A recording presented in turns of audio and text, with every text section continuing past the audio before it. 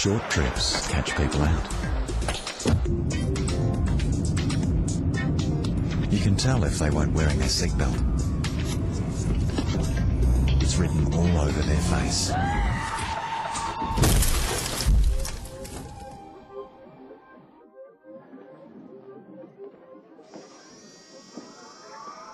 No trips too short for a seatbelt.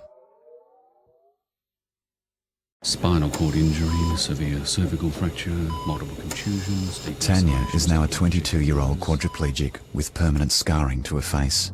4 months ago, she was driving her car to the local video shop. It was such a short trip, she didn't put her seatbelt on. So when this happened, she went headfirst into the windscreen, and the result is written all over her face. No trips too short for a seatbelt. A message from the Government of South Australia and the Motor Accident Commission to stop, think. Hey, let's get a comedy. Nah. Oh, something scary. Like Tom's face. This group of friends are just driving around the corner to get a movie and some takeaway. The driver's the only one wearing a seatbelt. Less than a minute into the trip, this happens.